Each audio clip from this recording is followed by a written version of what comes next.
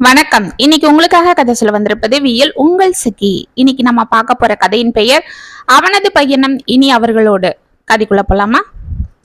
Car அந்த பெரிய பிளாட்டின் முன்பு நிற்க அதிலிருந்து இறங்கிய வேதாந்த் அந்த பிளாட்டை பார்த்து மலைத்து நின்றான். அம்மா அம்மா, சீக்கிரமா இறங்கி வாங்கம்மா, பாருங்கம்மா, இந்த இடம் எவ்வளவு அழகா இருக்கு. அம்மா, எனக்கு இது ரொம்ப பிடிச்சிருக்குமா என்று அவன் கையை தட்டி கொண்டு சிரிக்க கதவை திறந்து கொண்டு இறங்கிய ரேவதி அவனை பார்த்து சிரித்து கொண்டே கால் டாக்ஸிக்கு பணத்தை கொடுத்தாள். அந்த டிரைவர் இறங்கி டிக்கில் இருந்த பெட்டியை இறக்கி வைத்துவிட்டு பணத்தை வாங்கி கொண்டு சென்றான்.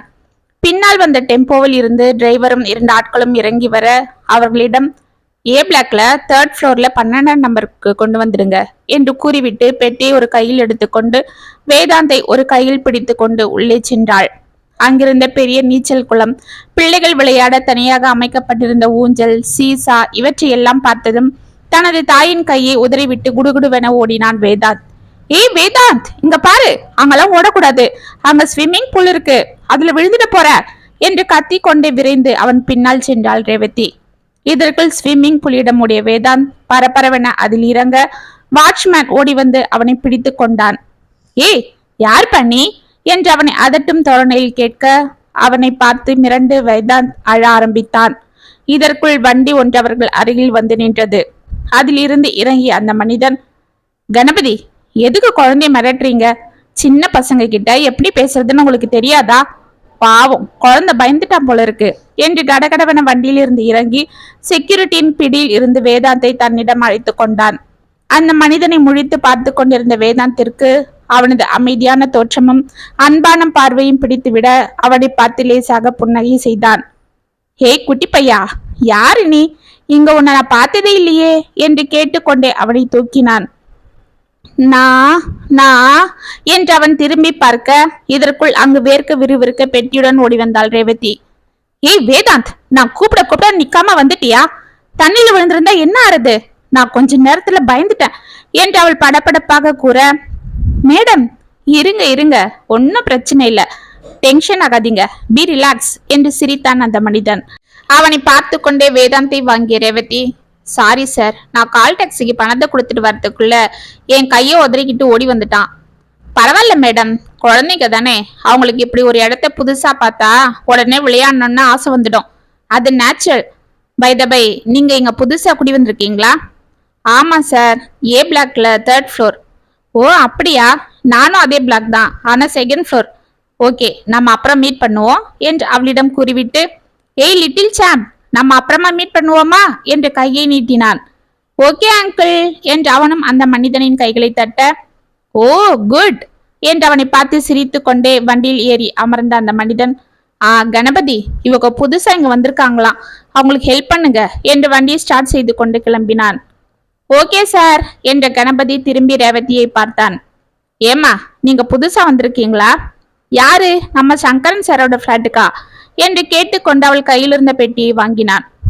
ஆமா. அப்படியாம்மா, இந்த குட்டி பையன் கடன்னு தண்ணி கிட்ட வரவே நான் பயந்துட்டேன். சரி வாங்க, நான் கூட்டிட்டு போறேன் என்று அவன் முன்னால் செல்ல வேதாந்தை அழைத்து கொண்டு பின்னால் சென்றாள் ரேவதி. 3 நாட்கள் சென்றது.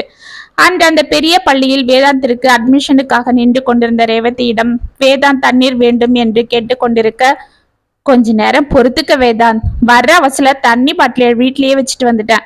தோ நெக்ஸ்ட் நாம தான் அட்மிஷன் போட்டதும் நான் உனக்கு கேன்டீன்ல ஏதாவது வாங்கி தரேன், சரியா என்றாள். அம்மா, எனக்கு அதெல்லாம் வேண்டாம், தண்ணி மட்டும் போதும் என்று வேதாந்த் அடம் பிடிக்க தர்ம சங்கடத்துடன் திரும்பி பார்த்து கொண்டிருந்த ரேவதியின் அருகில் நின்ற அந்த மனிதனை பார்த்து, ஏய் அங்கிள் என்று கத்தினான் வேதாந்த். ஏய் சாப், நீ எங்க இங்க என்று அவனை தூக்கினான் அந்த மனிதன். ஸ்கூல் அட்மிஷனுக்காக வந்தோம், பார்த்தா இங்க ஒரே கூட்டமா இருக்கு, இன்னைக்கு தான் லாஸ்ட் டேட்டா, வர்ற அவசரத்துல தண்ணி கொண்டு வர மறந்துட்டேன். இவன் வேற தண்ணி வேணும்னு அமகலம் பண்றான். கஷ்டப்பட்டு இவ்வளவு தூரம் வந்தாச்சு, இப்ப வெளியில போயிட்டா எப்படி, அதுதான் பாத்துட்டு இருக்கேன். அட என்ன மேடம் நீங்க, குழந்தை தண்ணி தாகத்துல அவசப்பட்டு இருக்கான், முதல்ல நீங்க லைன்ல இருந்து வாங்க என்று வேதாந்தை தூக்கி கொண்டு கடகடவென முன்னால் இருந்த ஆபீஸ் ரூமிற்குள் நுழைந்தான். ரேவதி பதட்டத்துடன் அவன் பின்னால் செல்ல அங்கிருந்த வாட்டர் கேனில் இருந்து தண்ணீர் பிடித்து வேதாந்திடம் கொடுத்த அந்த மனிதன், முதல்ல நீ தண்ணியை குடி, அப்புறம் அட்மிஷனை பார்த்துக்கலாம் என்று சிரித்தான். தேங்க்யூ அங்கிள் என்று அவன் கழுத்தை கட்டி கொண்ட வேதாந்த் அவன் கையில் இருந்த தண்ணீரை வாங்கி ஒரே மூச்சில் குடித்து முடித்தான். பாத்தீங்களா, குழந்தைக்கு எவ்வளவு தாகம். சார் அது சரி, ஆனா இப்ப இருங்க இருங்க, பதறாதீங்க. இப்ப என்ன, உங்களுக்கு இந்த ஸ்கூல்ல அட்மிஷன் வேணும் அவ்வளவுதானே? ஏய் சாம்ப், உன் பேர் என்ன என்று குனித்து வேதாந்தை பார்த்தான். வேதாந்த் அங்கிள். ஓ ஆமா ஆமா, இப்ப ஞாபகம் வந்துடுச்சு. சரி வேதாந்த், எந்த கிளாஸ்? செகண்ட் ஸ்டாண்டர்டுக்கு அட்மிஷன் போடணும். ஓகே, இங்க கொஞ்சம் உட்காருங்க, இதோ வந்துடுறேன் என்று ரேவதி அங்கிருந்த சேரில் அமர வைத்து விட்டு வேதாந்தை அழைத்து கொண்டு உள்ளே சென்றான். ரேவதி பதட்டத்தோடு அங்கு அமர்ந்திருக்க 10 நிமிடங்கள் கழித்து வெளியே வந்த அந்த மனிதன், அட்மிஷன் போட்டாச்சு, நீங்க போய் இந்த ஃபார்மை ஃபில்அப் பண்ணி கொடுத்துட்டு அதோ அந்த ஆபீஸ் ரூம்ல பணத்தை கட்டிடுங்க என்றான். என்ன சார், அட்மிஷன் போட்டாச்சா? இங்க அட்மிஷன் கிடைக்கிறது ரொம்ப கஷ்டம்னு சொன்னாங்க, எப்படி? அது சரி, இந்த ஜாம்புக்கு இங்க சீட்டு தர முடியாதுன்னு யாராவது சொல்ல முடியுமா? அப்புறம் நான் சும்மா விட்டுடுவேனா என்ன? ஏன் சாம்ப் என்று வேதாந்தை பார்த்து சிரித்தான் அந்த மனிதன். சார், நீங்க இங்க ஒர்க் பண்றீங்களா? நோனோ, நான் பேங்க்ல ஒர்க் பண்றேன். அப்ப இங்க எப்படி? இங்க என் ஃப்ரெண்டை பார்க்க வந்தேன், அவன் தான் இந்த ஸ்கூல் பிரின்சிபல் என்று சிரித்தான். ஓ அப்படியா, ரொம்ப தேங்க்ஸ். உங்க பேரு? என் பேர் கௌஷிக். அன்னைக்கு நான் ஆபீஸுக்கு போற அவசரத்துல கிளம்பி போயிட்டேன், உங்க பேரு கூட கேட்கல. உங்க பேரு? என் பேரு ரேவதி. ஓ நைஸ் நேம். ஆமா, வீட்ல எல்லாம் செட் பண்ணிட்டீங்களா? அதுக்கப்புறம் நான் உங்களை பார்க்கவே முடியல. செட் பண்ணிட்டேன் சார். அந்த வீடு ஓனா வாங்கிட்டீங்களா? இல்ல சார், வாடகைக்கு தான் வந்திருக்கோம். ஓ அப்படியா, நீங்க ஒர்க் பண்றீங்களா? இப்போதைக்கு இல்ல சார், சேலத்துல இருக்கும் போது வேதாந்த் படிச்ச ஸ்கூல்லயே டீச்சரா ஒர்க் பண்ணிட்டு இருந்தேன். இப்ப இங்க வந்து இனிமேதான் வேலை தேடணும். அப்படியா, சரி, உங்க ரெஸ்யூம் ஏதாவது இருக்கா? இல்ல. ஓகே, நீங்க என்ன படிச்சிருக்கீங்க? MSc maths. ஓ அப்படியா, ஓகே, கொஞ்சம் இருங்க என்று மீண்டும் பிரின்சிபல் அறைக்கு சென்றான் கௌஷிக். ரேவதி அவனை பார்த்து கொண்டு அமைதியாக வெளியே நிற்க சற்று நேரத்தில் உள்ளிருந்த ஆபீஸ் பாய் வந்து ரேவதியை அழைத்தான். ரேவதி வேதாந்துடன் உள்ளே செல்ல அங்கு பிரின்சிபல் எதிரில் இருந்த சேரில் அமர்ந்திருந்த கௌஷிக், நான் சொன்ன இல்ல, இவங்க தான் ரேவதி என்றான். ஓ வாங்க madam, please take your seat என்று கௌஷிக் அருகில் இருந்த சேரை காண்பிக்க ரேவதி தயக்கத்துடன் அங்கு சென்று அமர்ந்தாள். வேதாந்தை தூக்கி மடியில் வைத்துக் கொண்ட கௌஷிக், இவருக்கு தான் இங்க அட்மிஷன் போட்டது என்று பிரின்சிபலை பார்த்து சிரித்தான். ஓ அப்படியா, very good, your good name என்று வேதாந்தை பார்த்து சிரித்தார் பிரின்சிபல். வேதாந்த் என்றான் அந்த வாண்டு. ஓ வெரி குட். மேடம், நீங்க இதுக்கு முன்னாடி எங்க ஒர்க் பண்ணிட்டு இருந்தீங்க என்றார் பிரின்சிபல். சேலத்துல என்ற அந்த பிரபல பள்ளியின் பெயரை கூறினாள் ரேவதி. ஓ வெரி குட். இப்ப எதுக்கு இங்க வந்துட்டீங்க? உங்க ஹஸ்பண்டுக்கு இங்க ஏதாவது வேலை மாத்தல் ஆகிடுச்சா? ரேவதி அமைதியாக தலையை ஆட்டினாள்.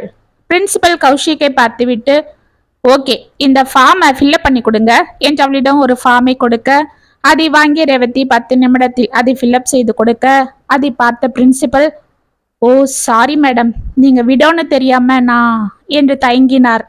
கௌஷிக் பட்டன ரேவதியை திரும்பி பார்க்க அவள் அமைதியாக தலையை குனிந்து கொண்டு அமர்ந்திருந்தாள். அவன் மடியில் இருந்த வேதாந்தை பார்த்து மார்போடு அணைத்து கொண்டான். பிரின்சிபல் ஆபீஸ் ரூமுக்கு போன் போட்டு யாரையோ அழைக்க சற்று நேரத்தில் ஒரு இளம்பெண் உள்ளே வந்தாள். மேடம், இவங்க பேரு ரேவதி, இங்க புதுசா அப்பாயின்மெண்ட் போட்டிருக்கேன், இவங்களுக்கு ஒரு அப்பாயின்மெண்ட் ஆர்டர் போட்டுடுங்க, அப்படியே செகண்ட் ஸ்டாண்டர்ட்ல இந்த குழந்தைக்கு ஒரு அட்மிஷன் போட்டுடுங்க. ஓகே மேடம், நீங்க ஆபீஸ் ரூமுக்கு போய் குழந்தைக்கு ஃபீஸை கட்டிட்டு அட்மிஷன் போட்டுக்கோங்க. அப்படியே இவங்க உங்க சேலரி டீட்டெயில்ஸ் எல்லாம் சொல்லிடுவாங்க, அவங்க கிட்ட அப்பாயின்மெண்ட் ஆர்டரும் வாங்கிக்கோங்க. நெக்ஸ்ட் மந்த் ஸ்கூல் ரீஓப்பன் ஆகும்போது நீங்க வந்து ஜாயின் பண்ணிக்கலாம் என்றார். தேங்க்யூ சார் என்று கையெழுத்து வணங்கி கொண்டு எழுந்தாள் Revathi. It's okay, take care என்று புன்னகை செய்தார் பிரின்சிபல். ஓகே, நீங்க வெளியில வெயிட் பண்ணுங்க, நான் வந்துடுறேன் என்று ரேவதியிடம் கூறினான் கௌஷிக். ரேவதி வெளியே சென்று ஆபீஸ் ரூமில் வேதாந்திற்கு ஃபீஸை கட்டிவிட்டு தனது அப்பாயின்மெண்ட் ஆர்டரை வாங்கி கொண்டு உற்சாகத்தோடு வெளியே வர கௌஷிக்கும் அங்கு வந்தான். சார், உங்களுக்கு எப்படி நன்றி சொல்றதுன்னு எனக்கு தெரியல. இந்த ஊர்ல எனக்கு யாரையும் தெரியாது, எப்படி வேலை தேட போறோம் என்ன எதுன்னு புரியாம குழம்பிக்கிட்டு இருந்தேன். நல்ல வேலை நீங்க. போதும் போதும், கடவுளாட்டம் அது இதுன்னு சொல்லி என்ன பெரிய ஆள் ஆக்கிடாதீங்க, நான் சாதாரண மனுஷன்தான். ஓகே சாம்ப், உனக்கு ஹாப்பியா என்றான் வேதாந்தை பார்த்து. வெரி ஹாப்பி அங்கிள் என்று அவனை கட்டி கொண்டான் வேதாந்த். ஓகே மேடம், தப்பா எடுத்துக்கலன்னா எதிர்க்கவே ஹோட்டல் இருக்கு, குழந்தைக்கு ஏதாவது டிஃபன் வாங்கி கொடுத்து கூட்டிட்டு போலாம். நீங்களும் ரொம்ப டயர்டா இருக்கீங்க. லைட்டா டிஃபன் ஓகே சாப்பிடலாம். ஆனா நான் தான் வாங்கி கொடுப்பேன். சரி நான் வரேன் என்று சிரித்தாள் ரேவதி. ஆ அதெல்லாம் முடியாது. இப்ப சாம்புக்கு அட்மிஷன் கிடைச்சதுக்கு நான் ட்ரீட் கொடுக்கறேன். அப்புறம் மாசம் சம்பளம் வாங்கினதும் நீங்க எனக்கு ட்ரீட் வச்சிடுங்க என்று சிரித்தான் கௌஷிக். ஓகே என்று ரேவதி தலை அட்ட மூவரும் ஓட்டலின் உள்ளே நுழைந்தனர். அன்றிலிருந்து காலையும் மாலையும் கௌஷிக் ஆபீஸ் செல்லும் போதும் வரும்போதும் சரியாக வெளியே வந்து நின்று கொண்டு அவனுக்கு டாட்டா சொல்வதும், மாலையில் ஒவ்வொரு சமயம் அவனுக்காக காத்திருந்து அவர்கள் வீட்டில் சென்று கதைகள் பேசுவதும் என வேதாந்த் கௌஷிக்கிடம் நன்கு ஒட்டி கொள்ள ரேவதி அவர்களது நட்பை பார்த்து அதிசயித்தாள். அன்று ஞாயிற்றுக்கிழமை என்பதால் வேதாந்தை கீழே கிரவுண்டில் விளையாட வைத்து அழைத்து கொண்டு வந்தான் கௌஷிக். காலிங் பெல் சத்தம் கேட்டு கதவை திறந்த ரேவதி, என்ன சார், விளையாடினது போதுமா என்று வேதாந்தை பார்த்தாள். நோமா, இன்னும் கொஞ்ச நேரம் விளையாடலான்னா அங்கிள் தான் நீங்க திட்டுவீங்கன்னு கூட்டிட்டு வந்துட்டாரு என்றான். ஏய் வாலு, உனக்கு இன்னும் விளையாடணுமா? சாரி சார், பாவம் நீங்க சண்டே ஒரு நாள் தான் லீவ்ல இருப்பீங்க. இப்ப கூட உங்களை ரெஸ்ட் எடுக்க விடாம. அதெல்லாம் ஒன்னும் இல்லை. இந்த சாம்ப் வந்ததுல இருந்து தான் நான் சண்டேல வீட்லயே இருக்கேன். கீழே கிரவுண்டுக்கெல்லாம் போறேன். இல்லைன்னா எங்கேயாவது ஃப்ரெண்ட்ஸுங்க வீட்டுக்கு இல்ல சினிமா பீச்னு போயிடுவேன். வீட்ல இருந்தா இருக்கவே இருக்கு மியூசிக். ஓ அப்படியா? மியூசிக்னா உங்களுக்கு ரொம்ப பிடிக்குமா? ஆமா, அதுவும் இளையராஜா ஆயிடுச்சுன்னா அவ்வளவுதான் என்று சிரித்தான். அப்படியா? எனக்கும் அப்படிதான். சரி உள்ள வாங்களே. எப்ப வந்தாலும் வெளியிலேயே நின்று பேசிட்டு போயிடுறீங்க. உள்ள வந்து ஒரு வைட் காஃபி சாப்பிட்டு போலாமே என்றாள். ஓகே, நீங்க எப்போ கூப்பிடுவீங்கன்னு இருந்தேன். வீட்டுக்கு போய் காஃபி போட்டு குடிக்கணுமேனு கொஞ்சம் சோம்பேறித்தனமா இருந்தது. ரேவதி சிரித்து கொண்டே அவனை அழைத்து உள்ளே சோஃபாவில் அமர வைத்து விட்டு கடகடவென உள்ளே சென்று காப்பி ட்ரேயுடன் வெளியே வந்தாள். இதற்குள் வேதாந்த் அவனது பெயிண்டிங்ஸ் எல்லாம் கொண்டு வந்து கௌஷிக்கிடம் காட்டி கொண்டிருக்க அதை பார்த்து பூரித்து கொண்டும் அவனை பொழுந்து கொண்டிருந்த கௌஷிக் ரேவதி வந்ததும் அவளிடம் இருந்த ட்ரேவை வாங்கி டீப்பாய் மேல் வைத்தான். ரேவதி எதிரில் இருந்த சிங்கிள் சோஃபாவில் அமர்ந்து கொண்டு அவனுக்கு காப்பியும் வேதாந்திற்கு ஹார்லிக்ஸும் எடுத்து கொடுத்தாள். ஒரு வாய் காப்பியை சிப் செய்த கௌஷிக், காஃபி சூப்பர் என்றான். தேங்க்ஸ். ஆமா, வேதாந்த் ரொம்ப நல்லா வரைகிறானே, பேசாம அவனை கிளாஸ்ல சேர்த்து விடலாமே. இப்ப இருந்தே அவன் கத்துக்கிட்டா நல்லா இருக்கும். ஆமா சேர்க்கணும், அவனும் அதே தான் கேட்டுட்டு இருக்கான். ஆனா இங்க எங்க சொல்லி தராங்கன்னு. அதுக்காக என்ன, நானே அவனை சேர்த்து விட்டுறேன். என் ஃப்ரெண்டு ராகுல் ஒரு ஆர்டிஸ்ட், அவன் கிளாஸும் எடுக்கிறான். அவன்கிட்டயே சேர்த்துடுவோம். சொல்ல மறந்துட்டேன். கௌஷிக்கோட ஆதார் கார்டு அப்புறம் அட்ரஸ் ப்ரூஃப்லாம் கொடுங்க. எங்க பேங்க்லயே அவன் பேர்ல ஒரு அக்கௌண்ட் ஆரம்பிச்சிடுவோம்.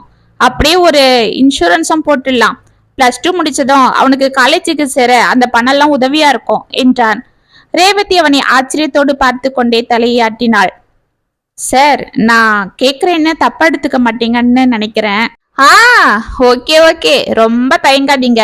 நீங்க என்ன கேட்க போறீங்கன்னு நான் சொல்லவா?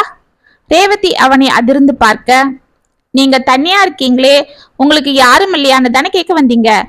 சார், இவ்வளோ நல்லா பழகிட்டோம், அப்புறம் இதை கேட்க ஏன் தயங்கிறீங்க? சரி நானே சொல்லிடுறேன். எனக்கு அம்மா அப்பா யாரும் இல்லை. நான் சிவானந்தா குருகுலத்துல தான் வளர்ந்தேன். அப்படியே படிப்பை முடிச்சதும் பேங்க்ல வேலையும் கிடைச்சது. நல்ல வேலை, கை நிறைய சம்பளம், சந்தோஷமான வாழ்க்கைன்னு அப்படியே போயிட்டு இருந்தது.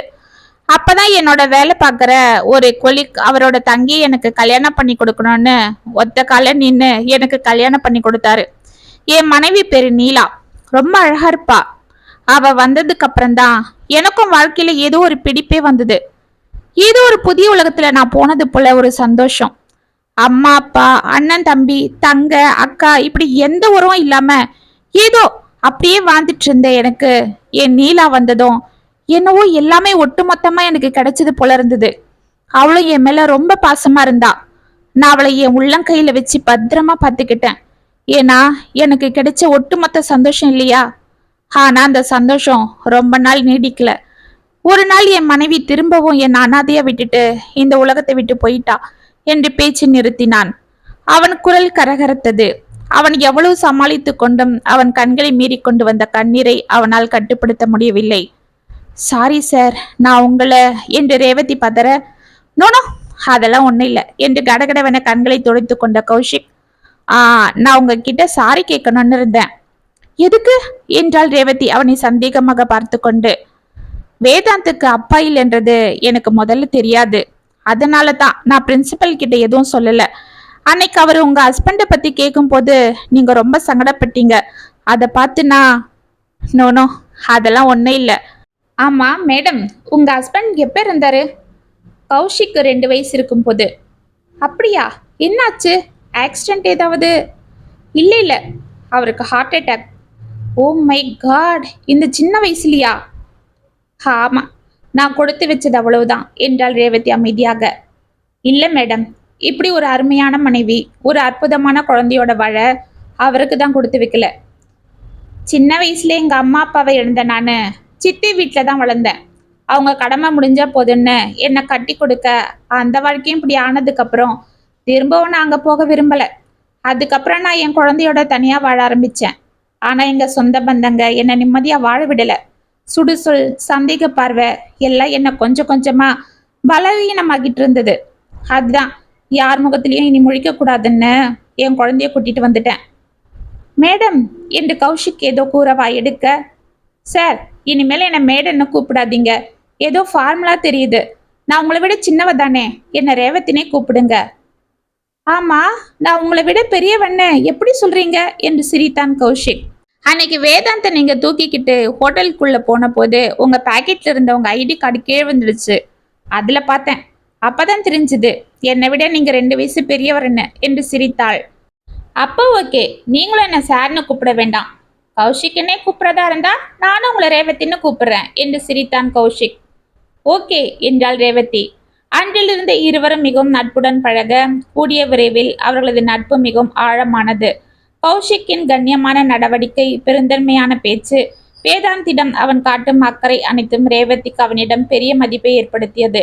கௌஷிக்கும் ரேவதியின் அடக்கமான சுபாவம், பண்பான பேச்சு, அவனிடம் காட்டும் நட்பு அனைத்தும் பிடித்துவிட அவர்கள் நட்பு என்னும் மெல்லிய கோட்டில் இருந்து சற்று நகர்ந்து மேலே சென்றனர். தினமும் ஒருவரை ஒருவர் பார்த்து கொள்ளவில்லை என்றாலும், போனில் பேசிக் கொள்ளவில்லை என்றாலும், ஏதோ அந்த நாளை அவர்களுக்கு நகராமல் நின்றுவிட்டது போலிருந்தது. அந்த ஞாயிற்றுக்கிழமை காலை ரேவதியின் செல்போன் ஒலிக்க அதை அவசரமாக எடுத்த ரேவதி, என்ன கௌஷிக், காலையில போன் என்று உற்சாகமாக கேட்டாள். ரேவதி, நீங்களும் சாம்போ இன்னைக்கு என் வீட்டில தான் சாப்பிட வரீங்க. அதனால வீட்டுல எதுவும் சமைக்காம சீக்கிரமா கிளம்பி வர்றீங்க என்றான். அடடா, இன்னைக்கு என்ன விசேஷம்?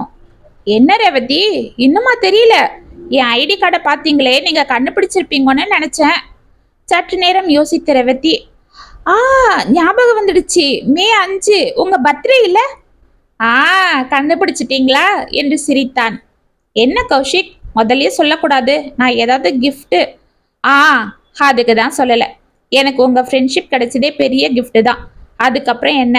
சரி சரி, என் ஃப்ரெண்டை கூட்டிட்டு சீக்கிரம் வாங்க என்று போனை வைத்தான். ரேவதி கடகடவென கிச்சனுக்கு சென்று பால் பாயாசம் செய்து எடுத்து வைத்தாள். குளித்து முடித்துவிட்டு அழகாக தன்னை அலங்காரம் செய்து கொண்டு வேதாந்தையும் தயார் செய்து அவனை அழைத்து கொண்டு உற்சாகமாக கௌஷிக் வீட்டிற்கு சென்றாள். அவர்களை மகிழ்ச்சியாக வரவேற்ற கௌஷிக் அவர்களுக்கு வீட்டை சுற்றி காட்ட அவனிடம் பால் பாயாசத்தை கொடுத்த ரேவதிக்கு நன்றிகள் கூறிவிட்டு உள்ளே சென்று இருவருக்கும் குலோப் ஜாமுனை கொண்டு வந்தான். என்ன, நீங்களே ப்ரிப்பேர் பண்ணதா? உங்களுக்கு சமைக்க கூட வருமா என்று சிரித்து கொண்டே அதை எடுத்துக்கொண்டாள். ஏதோ ஆசிரமத்துல கத்துக்கிட்டேன். அங்கிள், குலோப் ஜாமுன் நல்லா இருக்கு, அம்மா செய்யறதை விட என்றான் வேதாந்த். பாத்தீங்களா இந்த பையனை என்றாள் ரேவதி. மூவரும் சிரித்து கொண்டே சாப்பிட கௌஷிக் உள்ளே சென்று வேதாந்திற்கு வாங்கி வைத்திருந்த ஆயில் பெயிண்டிங்ஸ் பாக்ஸை கொண்டு வந்து அவனிடம் கொடுத்தான். ஐயா சூப்பர், அம்மா இங்க பாருங்களேன், எனக்கு பிடிச்ச ஆயில் பெயிண்டிங். அங்கிள் ரொம்ப தேங்க்ஸ் என்று கௌஷிக்கு முத்தம் கொடுத்த வேதாந்த், நான் போய் பெயிண்ட் பண்ணவா என்றான். ஓகே, அதோ உள்ள பேப்பர் நோட்புக் எல்லாம் இருக்கு, எது வேணுமோ எடுத்துக்கோ என்றான் கௌஷிக். ஓகே, நான் போய் பெயிண்ட் பண்றேன் என்று வேதாந்த் உள்ளே ஓடினான். அவனை சிரித்து கொண்டே பார்த்து கொண்டிருந்த கௌஷிக், ரேவதி, நான் உங்ககிட்ட ஒரு முக்கியமான விஷயம் பேசணும். அதை எப்படி சொல்றதுன்னு எனக்கு சங்கடமா இருக்கு. இத்தனை நாளா எப்படியோ மனசை தேத்திக்கிட்டு தைரியத்தை வர வச்சுக்கிட்டு தான் நான் உங்ககிட்ட இந்த விஷயத்த சொல்லணும்னு இருந்தேன். ஏன்னா இன்னைக்கு எனக்கு பிறந்த நாள். நீங்க கோவப்பட்டாலும் என்னை திட்டமாட்டீங்கன்ற நம்பிக்கை இருக்கு என்று ரேவதியை பார்த்தான். ரேவதி சிரித்து விட்டு, அப்படிலாம் சொல்ல முடியாது, கோவம் வந்தா திட்டிடுவேன் என்றாள் குறும்பாக. அட கடவுளே, இவ்வளவு ஸ்ட்ரிக்டான டீச்சரா நீங்க என்று சிரித்தான் கௌஷிக். அதெல்லாம் ஒன்றும் இல்லை, நீங்க சொல்லுங்க என்றாள். ரேவதி, என் மனைவி போனதுக்கு அப்புறம் ஏதோ பிடிமானமே இல்லாம வாழ்ந்துட்டு இருந்த எனக்கு உங்களையும் இந்த குட்டி பையனையும் பார்த்ததுக்கு அப்புறம் திரும்பவும் வாழ்க்கை மேல ஒரு ஆசை வந்திருக்கு. உங்களோட சேர்ந்து நான் என் வாழ்க்கை பயணிச்சா அந்த வாழ்க்கைக்கு ஒரு அர்த்தம் இருக்குன்னு நினைக்கிறேன். உங்க கூட என்னையும் சேர்த்துப்பீங்களா என்று அவளை நிமிர்ந்து பார்த்தான். ரேவதி முகத்தில் புன்னகை மலர்ந்தது. கௌஷிற்கு அந்த புன்னகை தைரியத்தை கொடுக்க அவள் மனதிலும் அதே எண்ணம் இருப்பதை ஒருவாறு தெரிந்து கொண்டான். இது அவனுக்கு உற்சாகத்தை கொடுக்க, ரேவதி, இந்த சிரிப்பை நான் எப்படி எடுத்துக்கிறது? சம்மதம்னா இல்ல? ஆ, அதுக்கப்புறம் எதுவும் சொல்ல வேண்டாம், நீங்க முதல்ல சொன்னதே என்று வெட்கத்தோடு அவள் கூறிக்கொண்டே பாய் மேல் பவுலை வைத்துவிட்டு நிமிர்ந்தாள். எதிரில் இருந்த சுவரில் அவள் கண்கள் சென்றது. அவள் அப்படியே அசந்து நிற்க, என்ன ரேவதி என்று அவளை பார்த்த கௌஷிக் திரும்பி சுவரை பார்த்தான். அங்கே நீலாவின் போட்டோ. இது இது நீலா? ஆமா, என் ஒய்ஃப். இவங்க உங்க ஒய்ஃபா என்று மிரட்சியோடு அவனை பார்த்தாள் ரேவதி. ஆமா என்று கௌஷிக் ரேவதியை சந்தேகமாக பார்க்க அவள் வேதாந்தை தூக்கி கொண்டு கடகடவென வெளியே சென்றாள். ரேவதி, ரேவதி, என்னாச்சு என்று அவர்கள் பின்னால் ஓடினான் கௌஷிக். இதற்குள் விறுவிறுவென மாடிக்கு சென்று கதவை திறந்த ரேவதி உள்ளே சென்று பட்டன கதவை சாத்தினாள். கௌஷிக் ஒன்றும் புரியாமல் அமைதியாக நின்றான். அன்றிலிருந்து ரேவதி அவனிடம் பேசுவதை நிறுத்தினாள். வேதாந்தையும் கௌஷிக்கின் வீட்டிற்கு அனுப்பாமல் அவளுடனேயே வைத்துக் கொள்வதும், கௌஷிக் வலுக்கட்டாயமாக அவளிடம் பேச வந்தால் முகத்தை திருப்பி கொண்டு செல்வதும் என இருக்க கௌஷிற்கு ஒன்றும் புரியாமல் இருந்தது. தனது தாயின் நடவடிக்கைகள் ஒன்றும் புரியாமல் தவித்துக் கொண்டிருந்த வேதாந்திற்கு கௌஷிக்கை பார்க்காமலும் அவனுடன் விளையாடாமலும் இருப்பது கவலையாக இருந்தது. அன்று ரேவதி உள்ளே சமையல் செய்து கொண்டிருக்க வேதாந்த் அவளிடம் சொல்லாமல் கௌஷிக்கின் வீட்டிற்கு சென்றுவிட அவனை பார்த்து வாரி அணைத்த கௌஷிக் அவனை கட்டி கொண்டு அழுதான். கடகடவென உள்ளே வந்த ரேவதி வேதாந்தை பட்டன முதுகில் அடித்து இழுத்து கொண்டு வெளியே சென்றாள். ரேவதி, நில்லுங்க, என்ன இது, குழந்தைய ஏன் இப்படி அடிக்கிறீங்க என்றான் கௌஷிக் சற்று கோபமாக. இது என்னோட குழந்தை. சரி, நான் யாரோ தான். ஆனா ரேவதி, என்ன இது? நீங்க நல்லாதானே பேசிட்டு இருந்தீங்க, நல்லாதானே பழகிட்டு இருந்தீங்க, இப்ப என்ன ஆச்சு? நான் ஏதாவது தப்பா உங்ககிட்ட? திரும்பி அவனை முறைத்த ரேவதி, போதும், என்கிட்ட எதுவும் கேட்காதீங்க, நம்ம ஃப்ரெண்ட்ஷிப் இனிமே தொடர்றது எனக்கு பிடிக்கல என்றாள். சரி, நான் உங்களை தொந்தரவு பண்ணல, ஆனா இப்படி நீங்க திடீர்னு என்னை அடியோட அவாய்ட் பண்ண என்ன காரணம்? அது மட்டும் சொல்லிடுங்க என்றான். ஓகே, சொல்றேன். உங்க மனைவி எப்படி இறந்தாங்க சொல்லுங்க. அது அவ சொல்லுங்க. அவ தற்கொலை பண்ணிக்கிட்டா. இல்ல, நீங்க அவளை சித்திரவதை பண்ணி தற்கொலை பண்ணிக்க வச்சிருக்கீங்க, அவங்கள சந்தேகப்பட்டிருக்கீங்க. ரேவதி, என்ன இது? இதெல்லாம் யாரு உங்களுக்கு சொன்னது? என்ன கௌஷிக், உண்மை தெரிஞ்சு போச்சு, என்ன பயப்படுறீங்களா? என்ன உண்மை என்ன தெரிஞ்சு போச்சுன்னா நான் பயப்படணும்? போது, நிறுத்துங்க. உங்க ஒய்ஃபோட ஃப்ரெண்டு கவிதா எனக்கும் ஃப்ரெண்டு தான். ஒரு நாள் அவ நீலாவோட போட்டோ வச்சுட்டு அழுதுட்டு இருந்தா. நான் என்ன எதுன்னு விசாரிச்சப்பதான் அவ சொன்னா, நீலா யாரையோ கல்யாணத்துக்கு முன்னாடி காதலிச்சதாகவும் அவரோட பார்க்கு பீச்சுன்னு சுத்தினதாகவும் அதுக்கப்புறம் அந்த ஆள் ஏதோ காரணத்துக்காக அவங்க அம்மா அப்பா பார்த்த பொண்ணை கல்யாணம் பண்ணிக்கிட்டதாகவும் அதனால மனசு உடைஞ்சு போயிருந்த நீலாவை அவங்க அண்ணன் கட்டாயப்படுத்தி வேற ஒருத்தருக்கு கல்யாணம் பண்ணி கொடுத்தாருன்னோ.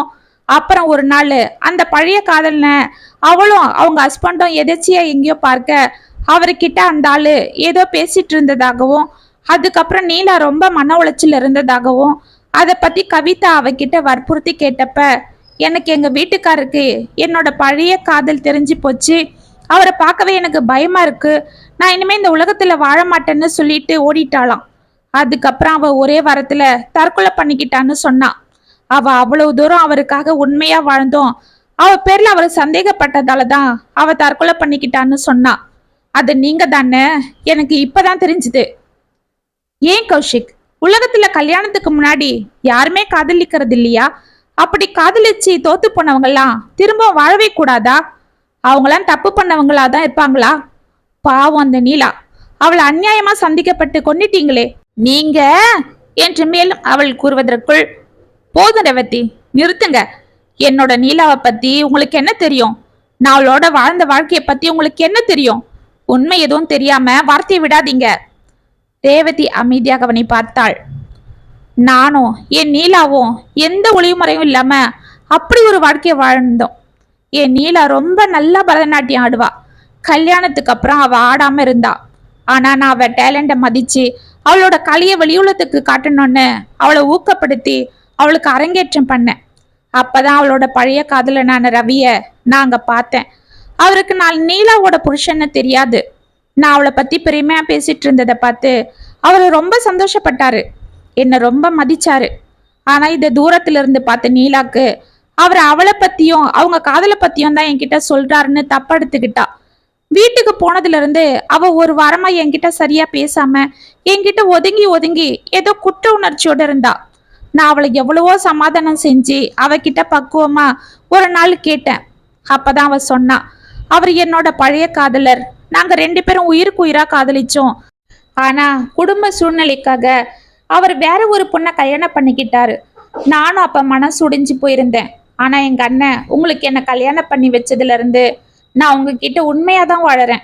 இப்ப என் வாழ்க்கையில நீங்க மட்டும்தான். உங்க அன்பை நான் மிஸ் பண்ண மாட்டேன்.